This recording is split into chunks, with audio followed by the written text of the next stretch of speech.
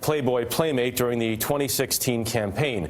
Mr. Cohen says that the president directed him, wasn't the president at the time, directed him to make those payments. In addressing the judge, the Cohen said, quote, weakness was a blind loyalty to Donald Trump, and that he felt it was his duty to cover up the president's, quote, dirty deeds. Tearing up, Cohen apologized inside the courtroom, saying, quote, you deserve to know the truth, and lying to you was unjust. Paula Reid is at the federal courthouse in Manhattan. Paula, this is video we're looking at there of Michael Cohen walking to the courtroom earlier with his family. Tell us about this sentence. Well, Cohen's lawyers were hoping that their client would be spared any jail time. They tried to paint him as a good man, a man who made mistakes when he represented Mr. Trump, but who has since been reformed and cooperated with the government. But federal prosecutors believe that he is someone who tried to undermine democracy for his own profit, and they were asking the judge for a substantial sentence. Now, he faced anywhere from 4 to 5 years, so this 3-year sentence, this is a victory for the Justice Department in this case. Now, the special counsel says that Cohen has cooperated with them, that he has been useful to them in their investigation into Russian meddling in the 2016 campaign, but that was not enough to get him really any leniency here. So at the end of the day, even though he has cooperated against the President of the United States, he really doesn't have a lot to show for that cooperation with this sentence. Yeah, so Paula, explain this for us, because Cohen has sort of said that he fully flipped and has sort of gone entirely the other way, but there's not a long-term cooperation agreement in place, right?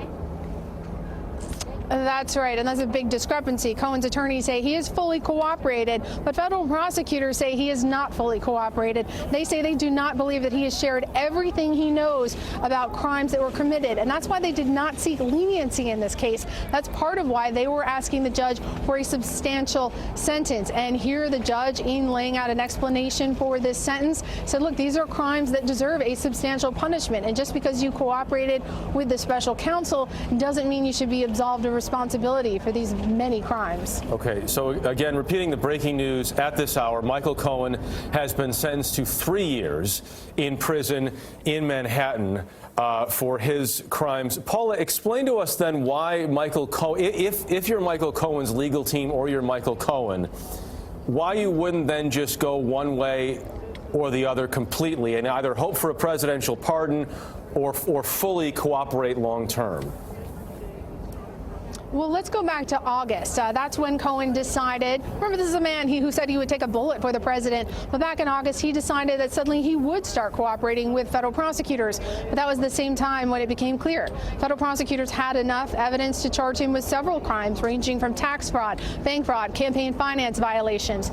He says that he agreed to cooperate in the interest of his country and his family, but really this was the only way that he was going to get his sentence reduced. There was always the chance of a presidential pardon, but he says both financially and for his family, he did not want to fight this through a trial and possibly a conviction and wait for that pardon. But again, he says he did not want to fully cooperate because of his family. He didn't want to enter into a long-term deal because of his family, but it's not exactly clear if that explanation really pans out. Ultimately, federal prosecutors say they believe that he still has knowledge of potential crimes that he has not shared with them.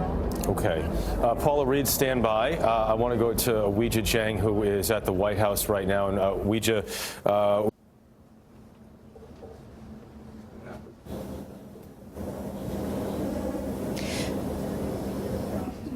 Jeff, I lost you for 1 second, but I can tell you we are anxiously waiting for reaction from President Trump or the White House, and we're certainly expecting something because he has been so vocal in the days leading up to today, working to set the stage for what we saw unfold in that Manhattan courtroom as simply a platform for Michael Cohen to continue lying to save himself and to get lesser time behind bars. He has worked to distance himself also from Michael Cohen and for the crimes that Cohen will now serve time for, specifically when it comes to those hush money payments for the 2 women who are accusing the president of having affairs with them. On Friday, when the Southern District filed sentencing memos as guidance for what was going to happen to today, the president said in the third person, totally clears the president.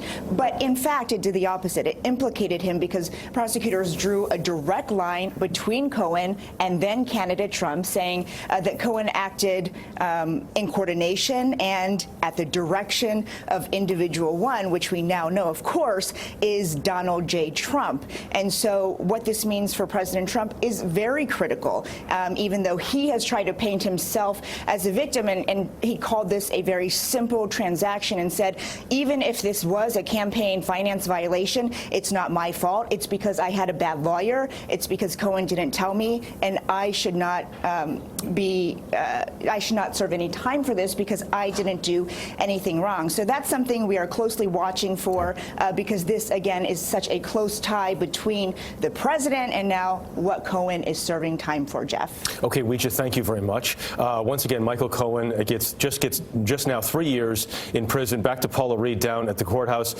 And so, Paula Reid, talk about the two different paths then as well, because you're talking about the Southern District, prosecutors in the Southern District of New York, but then also the special counsel.